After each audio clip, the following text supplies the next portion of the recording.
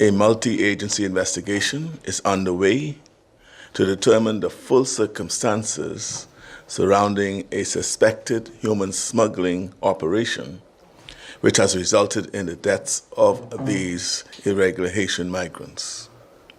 The Royal Bahamas Police Force, the Royal Bahamas Defense Force, they responded to reports of a boating incident 7 miles off New Providence just after 1 a.m. on Sunday, July 24, 2022. A rescue operation ensued immediately. Rescue teams recovered 17 bodies from the water. 25 persons were rescued and were turned over to health officials for monitoring. Based on information received to date, it is presumed that additional persons are missing. Search and recovery continue as we speak. Preliminary investigations suggest that a twin-engine speedboat left a docking facility off West Bay Street around 1 a.m. with approximately 60 persons on board. It is believed that their final destination was Miami, Florida.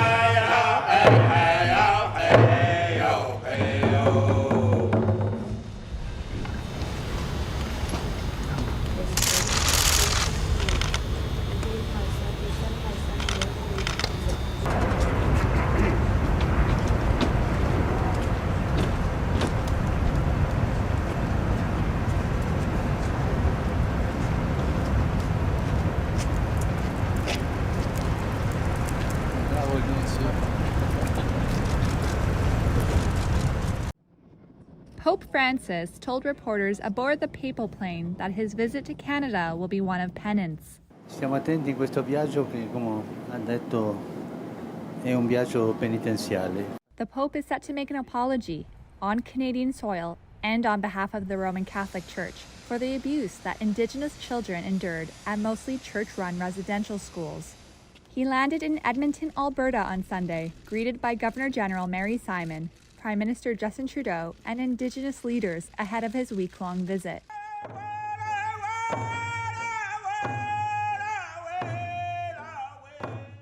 After a short performance, the Pope met and exchanged gifts with several Indigenous leaders. More than 150,000 Indigenous children were taken to residential schools between 1881 and 1996. Separated from their families, many children were physically and sexually abused while forced to abandon their language and traditions. While Canada's leaders have known about high numbers of children dying at the school since 1907, the issue was thrust to the forefront with the discovery of suspected unmarked graves at or near former residential school sites last year. The Pope is scheduled to visit a former residential school this week and meet with Indigenous people, including survivors. But many survivors and Indigenous leaders say they are hoping for more than an apology, such as justice, financial compensation, and artifact recovery. Russia's Foreign Minister Sergei Lavrov offered reassurances over Russian grain supplies to Egypt at the start of an African tour on Sunday. His arrival comes amid uncertainty over a deal signed between Russia and Ukraine to resume Ukrainian exports through the Black Sea. But on Saturday, Russian missiles hit the major Ukrainian port, Odessa. Ukraine's President Volodymyr Zelensky called the attack barbarism that showed Moscow could not be trusted to implement the deal struck just the day before with Turkish and UN mediation. Video released by Ukraine's military showed damage in Odessa.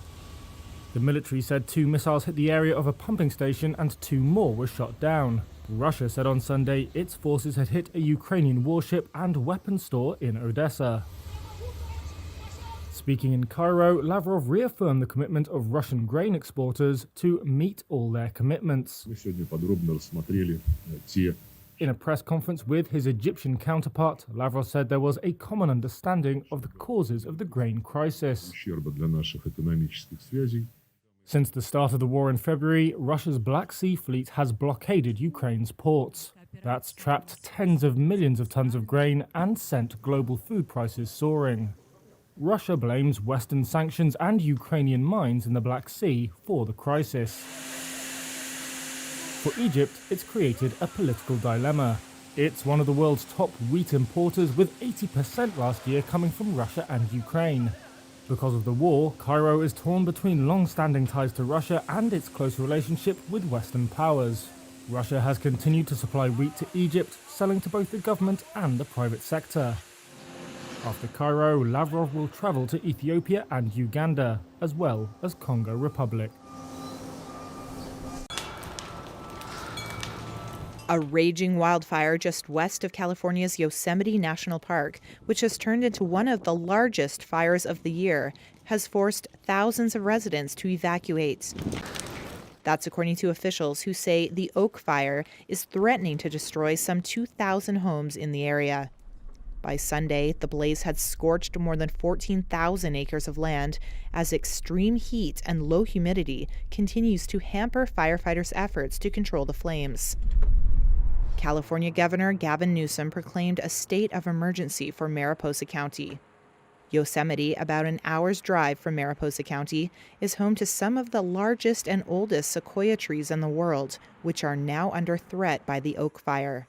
The cause of the fire, which started on Friday, is under investigation.